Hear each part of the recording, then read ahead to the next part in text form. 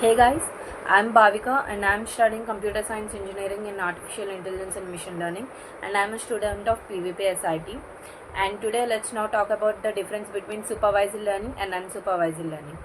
Okay, the very first thing we have to discuss is what is supervised learning and what is unsupervised learning, and what are these learning techniques and all we will see in the PPT. So let's now discuss about what is supervised learning. Supervised learning is a type of machine learning where the algorithm is trained on the labeled dataset. And what is a labeled dataset? A labeled dataset means the date for an input, the output is pre-categorized, which means for an input prompt there will be a fixed output. For suppose what is 2 plus 2 and it is 4 and it is fixed. There is no changes in it, right? So here the 2 plus 2 is a prompt and the fixed output is 4. This is called labeled dataset, which means for a given input the output is fixed. There is no change in it. And so this is called supervised learning. Supervised learning means where the algorithm trains on the labeled dataset. And now let's talk about unsupervised learning. Unsupervised learning is completely different from supervised learning. Unsupervised learning algorithm trains on the unlabeled dataset, which means there will be no fixed output for the given prompt. Okay, like the algorithm itself should find patterns in the given input in order to derive the output for the given prompt or given input. That's what unsupervised learning does. I think we got a minimal knowledge about the supervised learning and unsupervised learning, and I am not saying this in depth because the main topic is about differences, right? So let's get into the point. In differences, the very first difference is input data. In supervised learning, the data is known, and in unsupervised learning the data is not known, which means we should find patterns in order to get a result, in order to get a meaningful data from it. Okay, and in supervised learning we are already having a meaningful data, which means computational complexity. First, now let's discuss what is a computational complexity.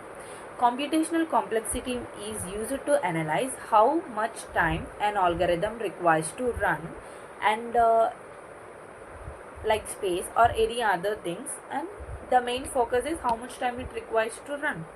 It is used in ML in order to inform the model how hard it should be processed, how hard an algorithm should be processed. Okay, in computational complexity, supervised learning requires less computational complexity. Why? Because in computational complexity means it depends on time, right? Let's focus on time. And we already have the input and we know the desired output, and there will be no there is no required to find patterns. So there will be less amount of time in order to find the output, right? So it requires less computational complexity than unsupervised learning, and unsupervised learning needs more computational complexity because it needs to find patterns in order to give a desired output data. In supervised learning, the output data is given and the desired output data is given, which means the correct output is given. In unsupervised learning, the correct output may not be given, may given, because by finding the patterns there can be different ways of achieving a goal, right? In order for suppose in order to write a code for anything, there are different approaches there are different approaches to that, and some approaches may give us profit or give us desired output, and some approaches may not, but it takes time, right, in order to find the correct approach. So the desired output may be given or may not be given. Let's take model. First discuss what is a model. A model is nothing but a function which maps from input to output, which is nothing but it learns from the patterns, and and it stores the patterns to solve the problems. That can be, in simplification, we can say that can as a model.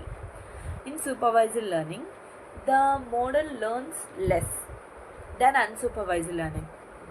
Why? Because in unsupervised learning we find patterns which make model learn more, but in unsupervised learning we do not find patterns.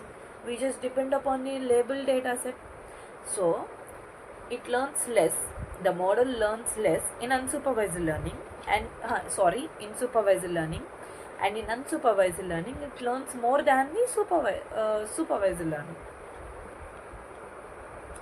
Training data.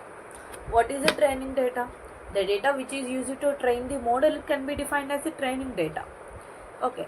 In supervised learning, training data is used to infer the model. In unsupervised learning, training data is not used, which means we do not use any prerequisite data to train the model. The model itself find the patterns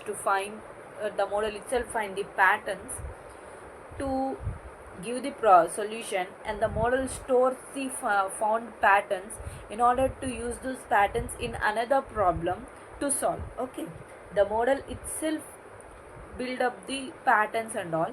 Here we won't here there will be no patterns in supervised learning, right? And another name of supervised learning, it is called classification.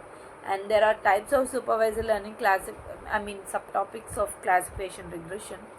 And unsupervised learning is called clustering. And test of a model, we can test our model. In supervised learning, we can test our model. In unsupervised learning, we cannot test our model. Real time. We use less supervised learning, we use less in real time. For suppose, I have 3 exams tomorrow, and I need to plan out how to study in order to cover the syllabus and write my three exams well. And 3 exams are the next day. I want to give good attempt to all these 3 exams. What I will do? I find patterns. First I will identify which is the easiest for me. Then I will complete it. I will later hard level I will go which subject is hard for me. I will focus on that.